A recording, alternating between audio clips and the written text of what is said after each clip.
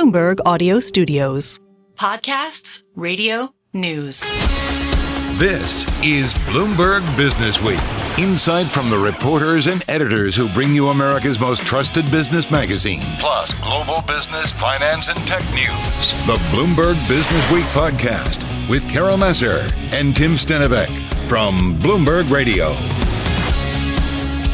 So we've got two names in the semi-space that are on our radar today. And Tim, we do want to start with Nvidia. Yeah, shares were already down before this headline that crossed just about 30 minutes ago. Beijing is stepping up pressure on Chinese companies to buy locally produced AI chips instead of Nvidia products. It's part of the nation's effort to expand its semiconductor industry and counter U.S. sanctions. It's about protecting the industry in China. Absolutely. This is something that's the Chinese playbook, certainly has been as of late. Hey, prior to that headline, though, Bloomberg News reporter Tyler Kendall caught up with the Nvidia president, CEO, and co-founder Jensen Huang in Washington, D.C. So we're so delighted to have Tyler with us. So tell us, first of all, Tyler, set the scene. Where was he? Where you caught up with him? Because it sounds like it was like a little doorstepping there.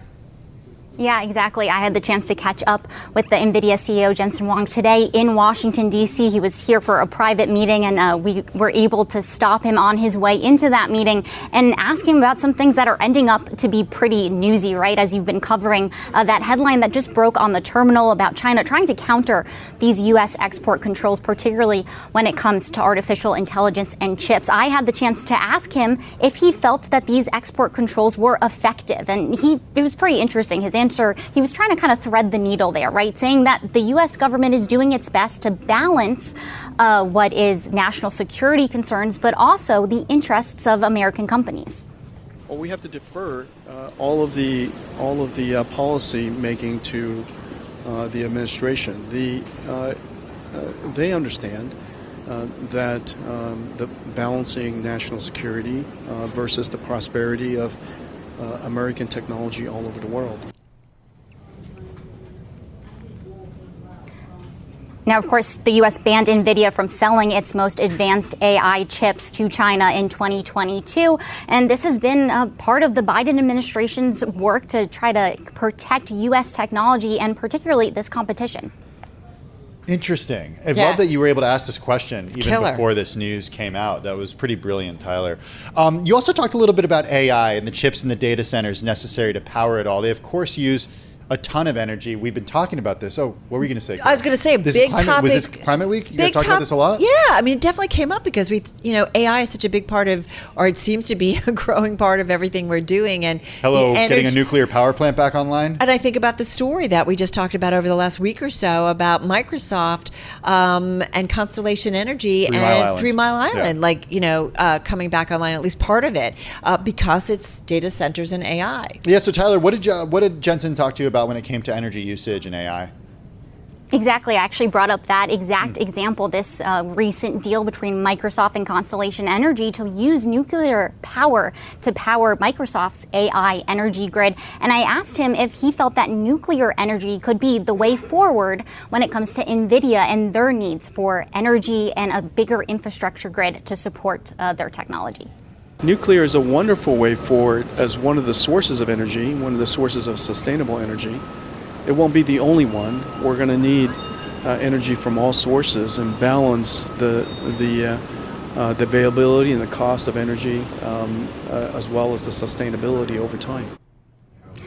Now, this has been a big topic here in Washington. I'd point you that the Nvidia CEO was actually at the White House earlier this month, along with a whole other host of AI executives. They had a private meeting at the White House with some pretty senior Biden administration officials, including Energy Secretary Jennifer Granholm and Commerce Secretary Gina Raimondo, to talk about just this, the need to boost both the energy grid and also infrastructure needs when it comes to supporting artificial intelligence, whether that's data centers or chip production. I'd quickly point you to a recent Goldman Sachs analysis, which found that data center energy is growing exponentially, partly because of what they're calling this AI revolution. They estimate that energy consumption from data centers is going to go up 160% by 2030. And leaders like Nvidia's CEO are urging these investments in energy and infrastructure needs to support what's this growing demand. Hey, any thoughts on the upcoming election? I know anybody who runs a publicly held company is so careful, Tyler, but I'm just curious if anything came out.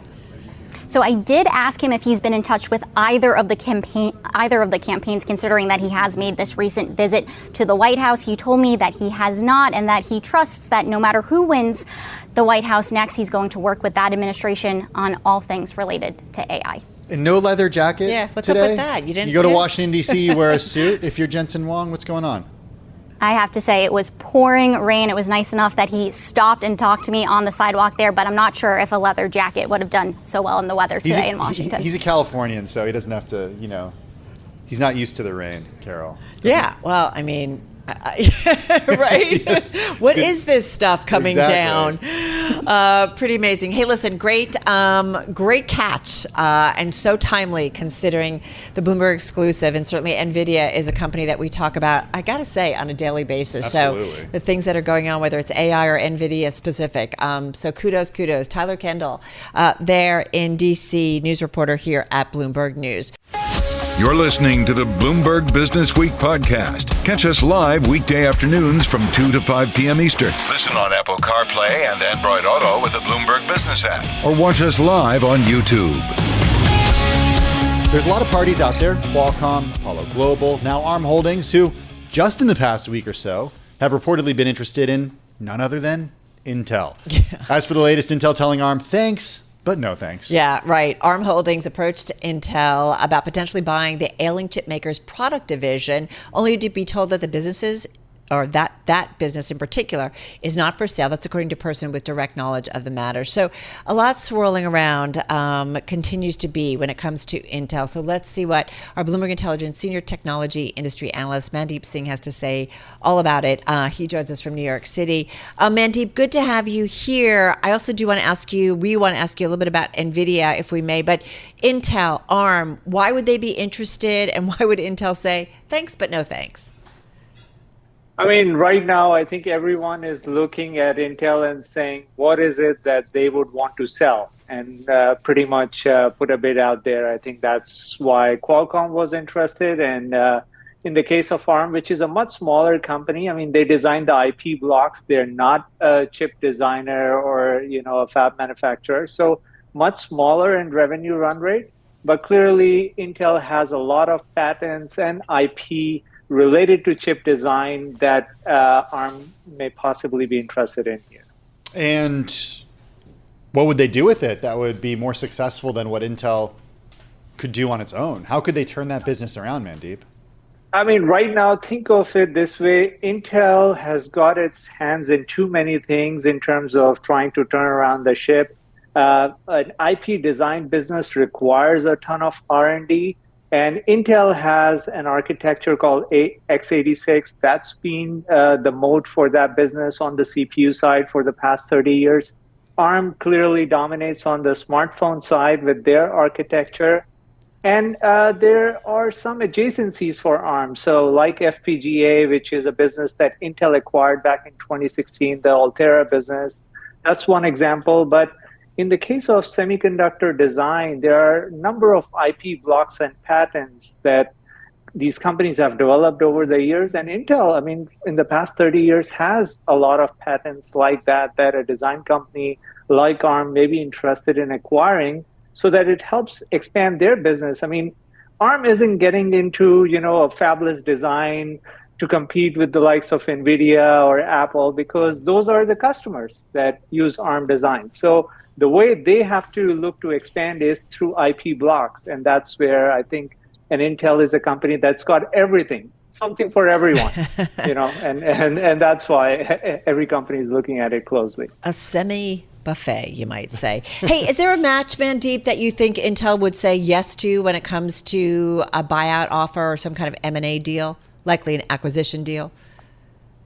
Not with ARM. I would be very surprised if they do any sort of transaction with ARM, simply because that's Intel's mode. I mean, I know. But anybody else? But anybody else, like another company where Intel would say, yeah, go ahead.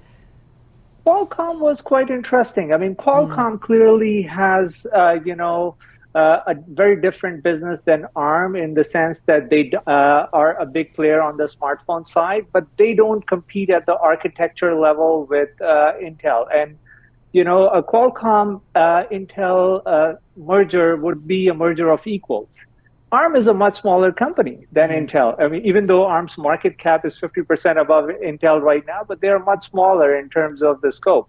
So Qualcomm Intel is a merger of equals, although even with that transaction, I would say Qualcomm would want to divest at least the foundry side of it. That's the main area that Intel has really struggled with, because right now the optics are really bad. If you want to build your foundry business from an Intel perspective, none of these large players are willing to give you their designs because Intel is a competitor to them. So why would an Amazon or an Apple or Qualcomm use Intel Foundry when they know Intel is a potential competitor on that server side? And that's where they have had their challenges, along with the process nodes. Clearly, their process nodes are not equivalent to TSMC's, and their costs are higher. But it's just customers are not willing to give away their designs to Intel because of the competitive aspect. Mandeep, just one more on Intel, and then we're going to go and talk NVIDIA with you because we got a little bit of time left. What does Intel do as a standalone company moving forward, if it indeed remains a standalone company in this structure? I mean, they just have to prioritize the areas you want to focus on. You can't turn around all these different problems they are dealing with on the foundry side, on the chip design side, trailing Nvidia on the AI server side. So to me, the Intel's real cash cow business is their PC business. They got to prep for that big refresh cycle. If this AI wave is real and it's multi-year, there will be a big PC refresh cycle. You got to make sure that Intel is not losing share to AMD or anyone else on the PC side. And then on the server side, I mean, look, hyperscalers are looking to diversify beyond NVIDIA. That's where Intel x86 is still, the dominant architecture, although it's losing share to ARM. But that's where they have to focus on improving that side of the business. The foundry side is where I think it'll be a lot more challenging, and that's where you need more investments, $10 billion, and they are getting subsidized by the government. But that to me is the more challenging part than the PC and the server side. Hey, Mandeep, would love for you to weigh in on what is now among, if not the most read story on the Bloomberg terminal, which has to do with a Bloomberg exclusive about China urging local companies to stay away from Nvidia's chips. So particularly to buy locally produced AI chips instead of Nvidia's products, according to those familiar with this. How do you, I don't know, is this just more of the back and forth and the tensions between the U.S. and China, especially about the semi sector, or is there something more here? I mean, this has been, I think this is not entirely new, but what it puts focus on is the fact that, in China, even though these companies are developing their own large language models equivalent to GPT and Anthropic and Google, they are looking to reduce their reliance on NVIDIA chips. I mean, right now, every company in the US is training their large language models on NVIDIA. And that's why, NVIDIA is doing so well. Over there, even though they're not getting the latest chips, they're trying to keep up with the pace of Gen AI development, at the same time reduce their reliance when it comes to using the latest chips from NVIDIA. And they have their own fab, the SMIC. They have their own fabless companies, Huawei and all the other companies that are doing the design. And they want to build that. I mean, they're not going to catch up overnight, but clearly that's their long-term plan, is to use their own fabs, use their own chip companies, and then develop their own large language models that are trained on, the chips that are made domestically. All right, going to leave it on that. Hey, Mandeep, thank you so much. Enjoy the weekend. Mandeep Singh, Senior Tech Industry Analyst at Bloomberg Intelligence, joining us there in New York City. You're listening to the Bloomberg Businessweek podcast. Listen live each weekday starting at 2 p.m. Eastern on Apple CarPlay and Android Auto with the Bloomberg Business app. You can also listen live on Amazon Alexa from our flagship New York station. Just say, Alexa, play Bloomberg 1130. I missed a lot. Gridlock in the city here. You're getting just a little bit of it. I took the subway this morning, and police officers at every corner still. Yeah. Thanks, UN General Assembly. Yeah, it's been busy. I was talking to the cab driver last night on my way home, and he was complaining about it. And I said, you know what? I think every year at this time, I'm going to try to be out of the city because it's just... He said, forget about it. That's what he said. I was like, okay, I'm back in New York. You didn't go, forget about it. I'm back in New York. You are. It was Climate Week here in New York City. We've had, though, a lot of guests on air this week talking about it. And as a reminder, in terms of the mission to combat climate change, renewable energy goals were set at last year's UN Climate Summit in Dubai to triple global renewable energy capacity, Tim, by 2030. So that's kind of the end game. Did I game. say UN General Assembly? That's what I missed? Yeah. Why? Okay, I just want to make sure people outside of New York understand what we're talking about. Oh, the whole city shuts down. Yeah. President Biden was here earlier this week. You saw him. At the Bloomberg event, he was there. Yeah. So it's like you can't get anywhere. No. On the east side. No. Okay. Yeah. So we had a lot of leaders in town. They're working on those big climate goals. They've also got a full plate, it's safe to say. And our next guest actually says that once again, we're living in unprecedented levels or through unprecedented levels of uncertainty and change. And this year is no different. So this is what leaders have to deal with. Yeah, we got with us Rich Lesser. He's global chair of BCG, Boston Consulting Group. He joins us from New York. He's got a view on the week that was, the conversations that were had around climate change and more. Rich, good to have you back with us. Before we get to the solutions, just give us an idea of what you experienced this week during Climate Week and sort of how these conversations were different than last year. Of course, all of this happening under the intense backdrop of a tropical storm that has killed 20 people at least as of last count. Yeah, so first, I think we can't ignore that. I mean, I would describe this year as pretty sober on the conversations that took place for multiple reasons. One, there was this looming massive hurricane that's hit, late last night and is already wreaking havoc across multiple states in the South with death and massive amounts of destruction. And, it's largely as a result of the extraordinarily high heat in the Gulf and how that affects storms and the intensity of storms. I think you also have a backdrop of, an increasing recognition of how far off track we are to the 1.5 to 2 degree world we've been talking about. Talked to multiple people who now are sadly, but increasingly believing that we're on a path to 2.5 to 3 degrees, not 1.5 to 2 degrees. That has massive implications. Basically, however bad it was to get to the storms of yesterday and today, we're talking about twice the heat intensity is on the path we're heading toward. And I think that's pretty scary. I think third, obviously, there's a backdrop of just how politically divisive this has become. That obviously makes it harder. And then fourth, AI, which is going to do so much good in so many parts of the world, obviously is creating massive load on power. And I think putting increased pressure on our goals to decarbonize the economy. So you put all those things together, it's not that we're not making progress. It's not that people don't care. There were tons of discussions I thought were quite energizing, actually, and listening to what people are trying to do.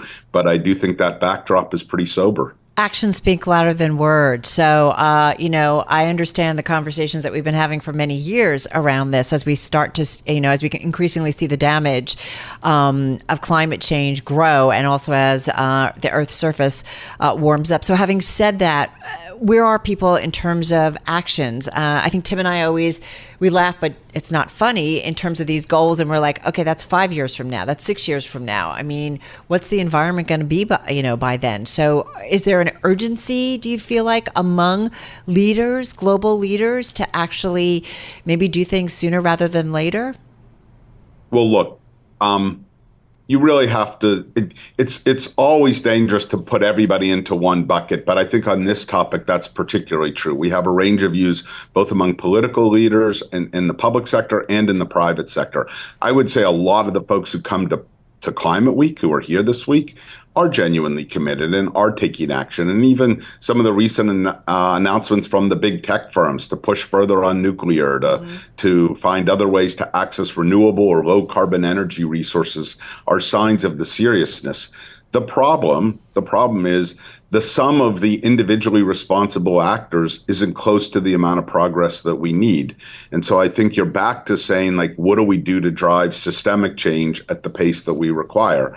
And again, I'm not minimizing each of us who want to make a difference to walk the walk ourselves, but it's also how we work together to do that. And I thought a lot of the more interesting discussions this week, whether it was about dealing with the risks associated with a much hotter world, what we'll have to do on adaptation, whether it's about how do we get more creative to source low carbon power in a world of AI, whether it's about how to get the people in the upstream parts of supply chains who are making massive investments able to get those products sold downstream in supply chains, things like chemicals or cement or steel or other products. I think that's the kind of problems we need to solve together. What about incentives, though? And I think about this from the perspective of covering companies every quarter when they report their results, and the idea that investors care about the top line, they care about the bottom line for the current quarter and the previous quarter and the outlook, of course. Do the incentives actually match with decisions that companies are making to maximize profits for investors? Well, first of all, what we really want, if you think about your investors, they're looking at earnings, and then they're looking on the multiple on those future earnings, which is the long-term prospects for those businesses to be winning businesses and successful. And so that's about sustainable longer-term value creation, not just about the next quarter. And one can argue in a world that is heating up the way this world is heating up, and where societal pressures are only going to grow over time, that building robust businesses that can offer great products to their customers that are with lower carbon footprints is going to be key to a sustainable future. But of course, we can talk about the long term. We still do need to talk about the short term. And there, I think we are seeing some things that are having impact. IRA uptake is occurring. Frankly, the things getting in the way of IRA are often things like permitting or other rules that slow things down. But that money is meaningful. I think I heard today that we're close to $80 billion deployed on IRA out of the 380 that was approved. So money is moving, but it's not moving as fast as it needs to. The things that Europe is doing around carbon border adjustment mechanisms, energy trading systems are having impact. Japan's looking to put in new systems for emissions trading systems that I think will help. Hey, Rich, so I would say it's having impact, just not fast enough. Rich, one of our guests that we've had during Climate Week here and with all the global leaders in town is someone who's written a book on kind of looking at Earth's surface, looking at the history, what we can learn in terms of combating and slowing climate change. Having said that, the issue of the fossil fuel energy and the lobbying and its existence continues to be an issue. Their view, I just wanted to put it out, got 30 seconds. As long as we are still so reliant on fossil fuels, it's going to be pretty tough, this fight. Sure. I mean, look, we only have two paths. One path is reduce, and that is reducing largely the use of fossil fuels. And one path is remove emissions that are in the air, whether it's in concentrated streams in a cement plant or a steel plant, put that carbon back in the ground, or remove carbon from the atmosphere, or use biological solutions. We have to reduce and remove both. Going to leave it there. Hey, listen, thank you so much. So appreciate it. Rich Lesser, Global Chair of BCG, joining us here. That was the week that was with Climate Week. You're listening to the Bloomberg Businessweek podcast. Listen live each weekday starting at 2 p.m. Eastern on Apple CarPlay and Android Auto with the Bloomberg Business app. You can also listen live on Amazon Alexa from our flagship New York station. Just say, Alexa, play Bloomberg 1130. Two stocks that are on our radar. Yeah, that includes Novo Nordisk and WW. The obesity drug hype that fueled huge gains in Novo looks to be running out of steam.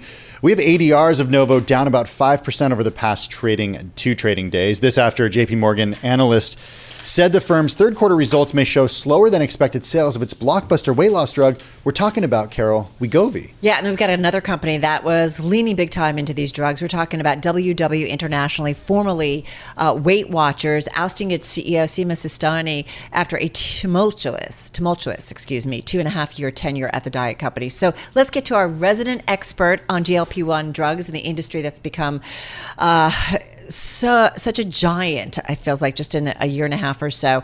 And she's kind of taken one for the team here today because we know she's not feeling well. So we are so appreciative because she's the one we wanted to talk to. Madison Muller, she's Bloomberg News health reporter, joining us from Lake George. Sorry you're not feeling well. Hope you feel better soon. Thank you. Thank you. We'll be quick. Of course, only for you guys. I'm happy to join you guys anytime. We so appreciate it. So JP Morgan, their call on Novo. What are you hearing about Novo and Wegovy?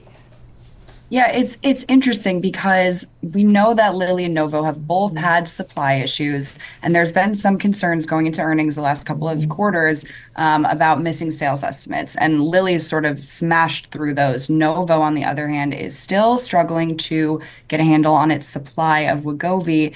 And when we think about the many things that Lilly's doing now, not only to appeal directly to consumers, but also to improve supply, they're offering vial formulations of their drug Zepbound. They also have Lilly Direct, where patients can go directly online through Lilly to get these drugs.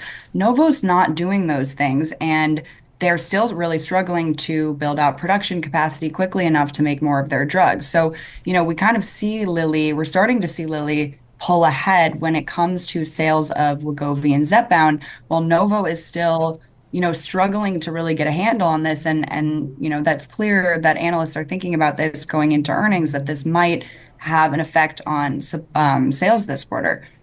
Madison, how much of this is about what's in the pipeline, too, over at Novo, and to what extent analysts and investors actually think that has a chance in this space?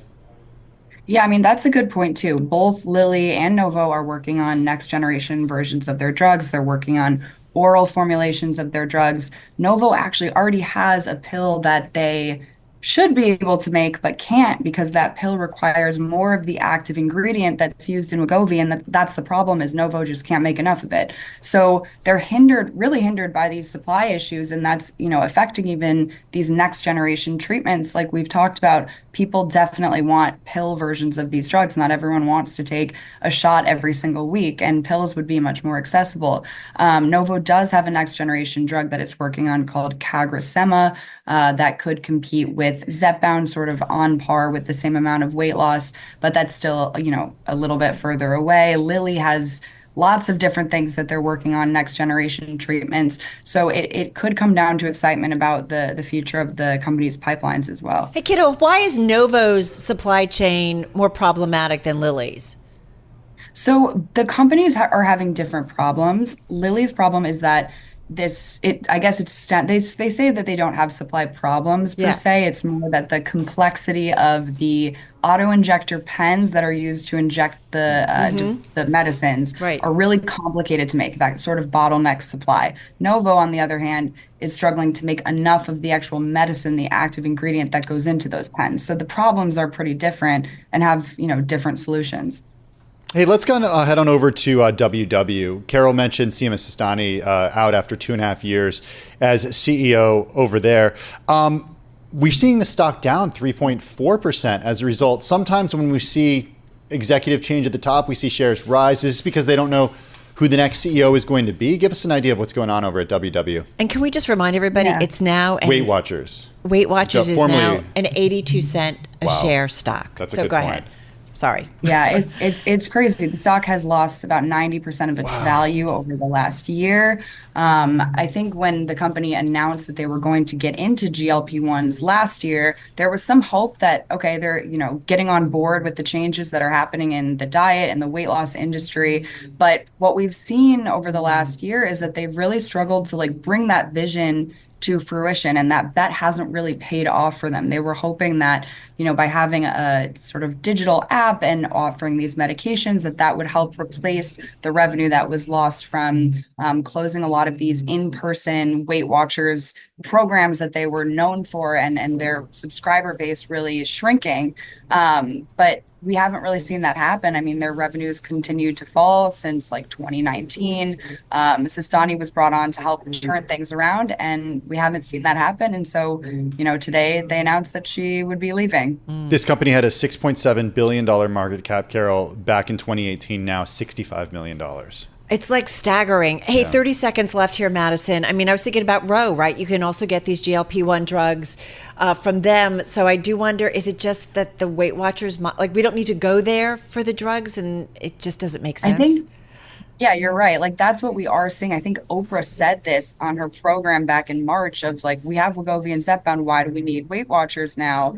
And Weight Watchers was still trying to sell itself as a program and a community. And the truth is, I guess this is the proof. People don't want that. They just want to get the drugs. from Roe or from Hims or whoever else is offering them. And Oprah, of course, used to be a big supporter of she's on the board. Right, and owned a lot of shares. But it's very different now. Madison, feel better. Get better. Have a good weekend. Bloomberg News health reporter Madison Muller. Be sure to check her out on Twitter and on the Bloomberg. You're listening to the Bloomberg Businessweek podcast. Listen live each weekday starting at 2 p.m. Eastern on Apple CarPlay and Android Auto with the Bloomberg Business app. You can also listen live on Amazon Alexa from our flagship New York station. Just say, Alexa, play Bloomberg 1130. Carol, think back to September 10th. I'm here. Okay. I'm with you. It was the presidential debate. Yeah. Can you believe that? This month? It was only a few weeks ago. It was only a few weeks ago. I know. Okay. But in the frenetic world of presidential campaigns, it kind of feels like ancient history, doesn't it? It does. Very much so. Okay. It was at that debate that Trump said that he had, quote, concepts of a plan after criticizing the Affordable Care Act of 2010. It was designed to make affordable health insurance available to more people. Needless to say, the phrase immediately became the source of online memes, poking fun at the response. I'm bringing this up because healthcare is a top issue for voters this year. That's according to a report this month from the Pew Research Center. It's interesting, right? Because we talk about so often what really matters to voters. We talk about the economy and so on. But healthcare, I think about the conversations we have. Yeah. We're worried about whether or not there will be enough healthcare workers as people age. Well, what's interesting is that according to Pew, it's Harris voters who have health care as a priority, the Supreme Court and abortion, more so than Trump voters. All right, so let's get into it. For more on all of this, we bring a voice that has really been a go-to voice for us about what's going on more broadly in healthcare, but really also during the height of the pandemic. Back with us is Dr. Iman Abuzeid, co-founder and CEO of the nursing talent platform Incredible Health, which connects nurses and hospitals. She is joining us from Austin, Texas. Great to have you back with us. How are you? Doing well. Thank you so much for having me today. Tell us a little bit about how you're thinking about the election, the outcome, and what it means for those folks that you represent and work with. So elections, of course, are important. They dominate news cycles, but we also have to realize that healthcare workforce policy is shaped at the federal level, the state level, and with local policies too, plus licensing boards as well. So we, at Incredible Health, we have this vision and mission of helping healthcare professionals live better lives and helping them find and do their best work. And we have over 1 million nurses in our community, and we work with over 1,500 hospitals. So something we did earlier this month is that we launched our healthcare policy Navigator for nurses. And it's a tool designed to empower nurses and healthcare leaders to not only stay informed on these policies that matter for them, but also influence them too. So which one is the most important? You mentioned licensing boards, you mentioned local, federal, state. Yeah. What's sort of most important in your world?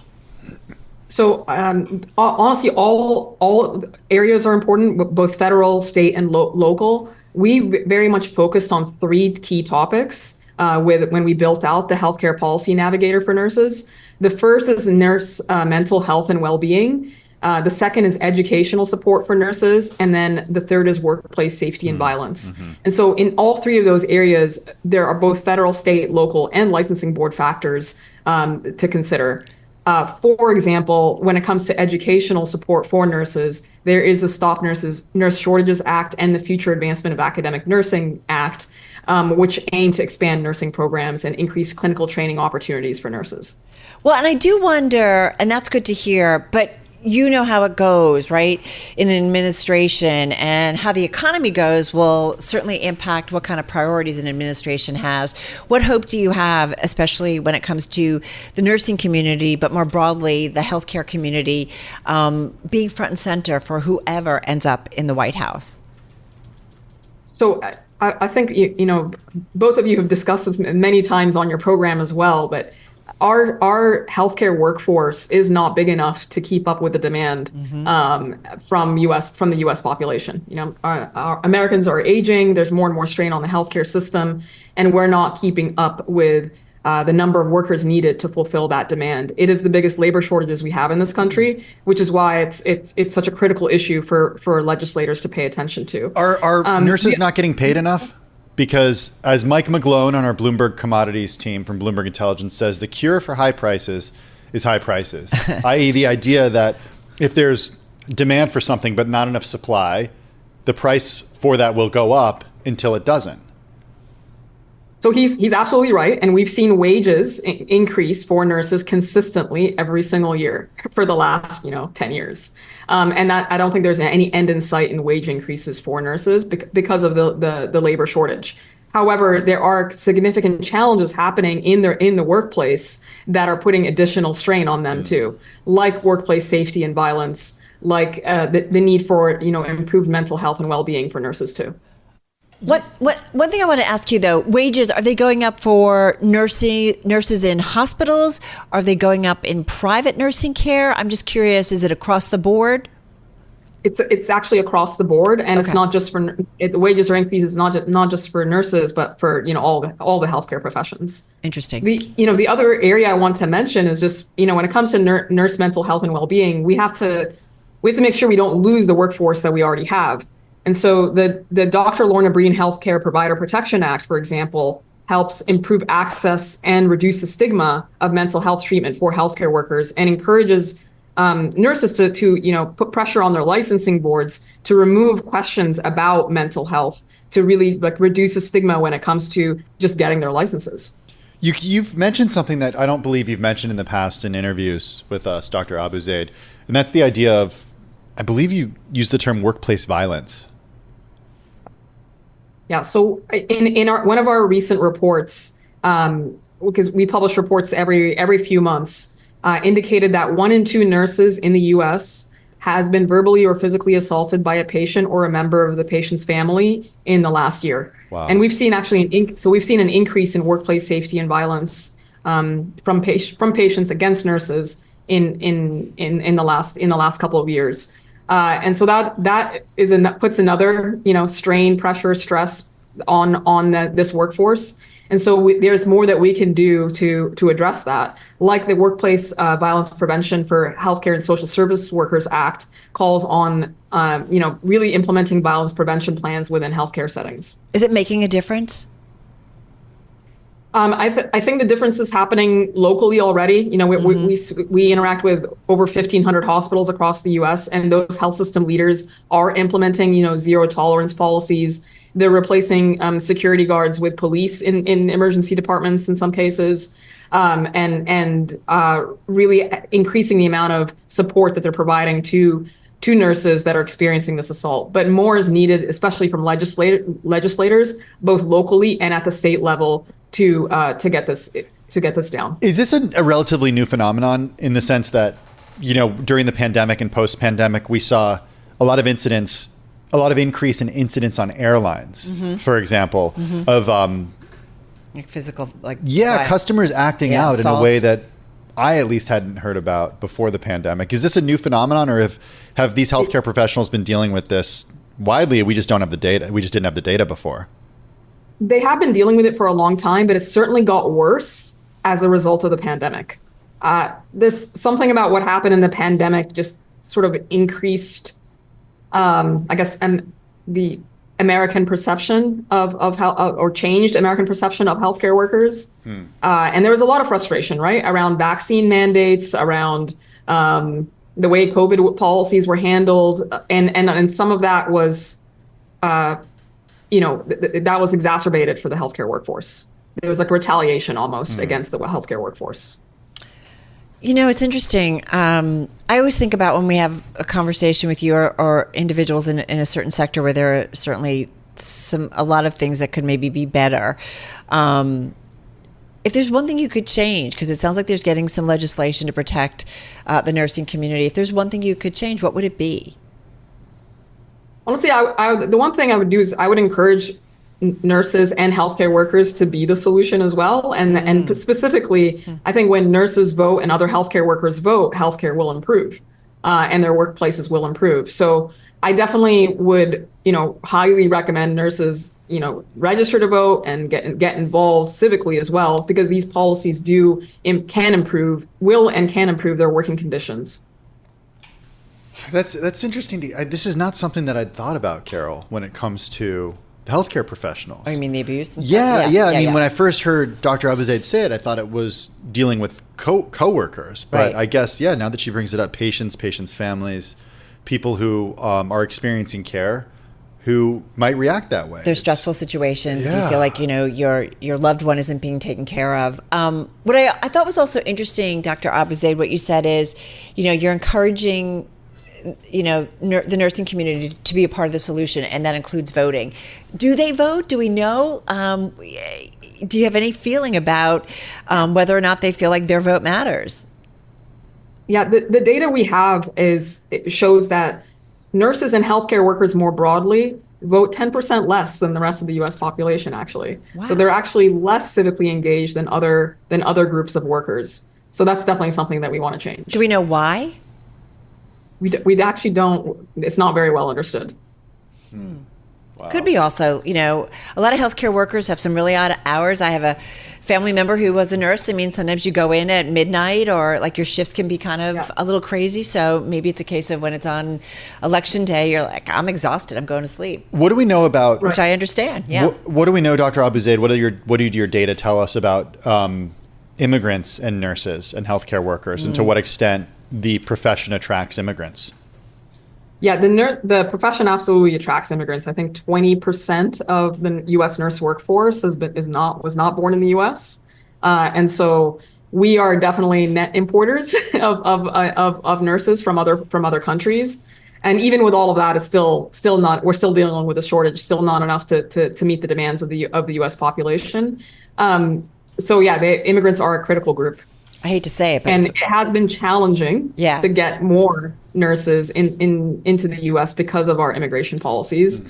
And I think both parties have challenging immigration policies that prevent more healthcare workers from entering the country. I was going to say, I hate to say it, but you do wonder whether there's some kind of robotic component that comes in when it comes to some of the simpler nursing tasks, if that's even possible. You just do wonder about the way forward, because there's just not going to be enough in the future.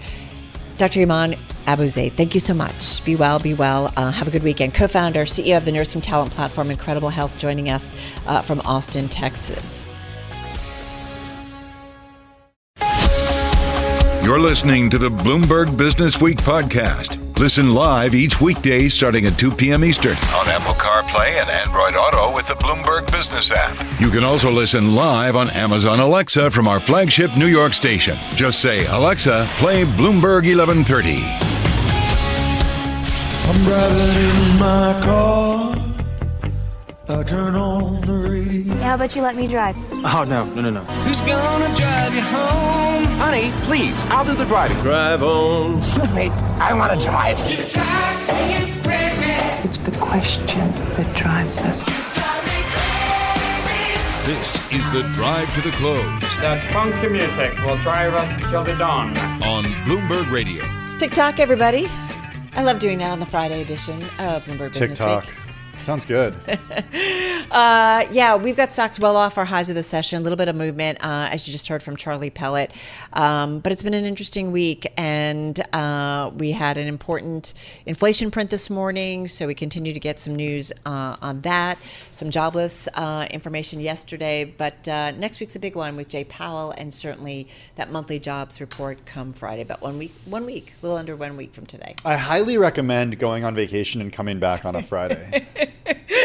Oh, do you now? Yeah, I think in Tim's terms of that strategy, exactly. It's a nice way to sort of ease back into things. Yeah.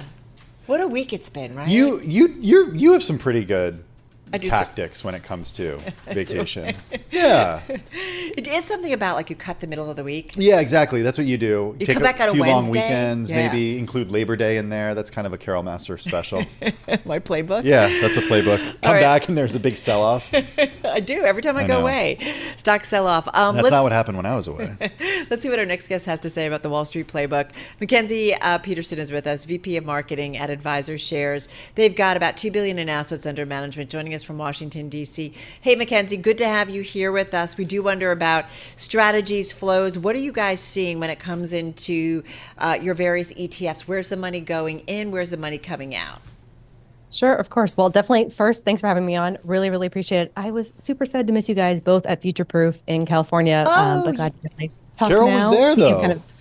I know. I was at a booth, so I was a little bit locked in. But I wish I could have come by and said hi. But seemed like a fun conference in general, which is fantastic. Come on, you're right next. You're on the beach. It's totally fun. It's pretty beautiful. Did you like Third Eye Blind? I had to go home by it. You had to get back to the so Federal I Reserve, think right? I would have if I could have, but I was on a plane like as soon as our broadcast was over. Yeah, exactly. They did. Wow. I get it. Busy work. But It's okay, like fair Coachella enough. for Wall Street. All right, It's next year just I'm kind of what going. it is. Next All right. year I'm going. All right. So talk to us about where flows are in and out for you guys. Yep. So I think we're definitely seeing a lot of flows into sort of thematics. That's been definitely something that we've seen as a big positive kind of in general.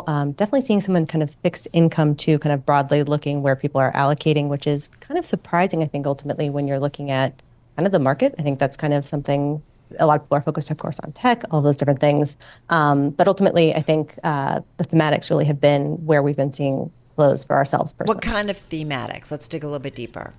Well, so we've definitely seen some flows in kind of a controversial one a little bit, but in cannabis actually, which ties in, I think, to California pretty well. But that's been kind of a theme that we've been seeing and focused on. But there's also definitely been kind of the travel theme. It's been a little bit lighter, but I think something that a lot of people can kind of connect to both from kind of an investing perspective, but as well as just people travel from time to time.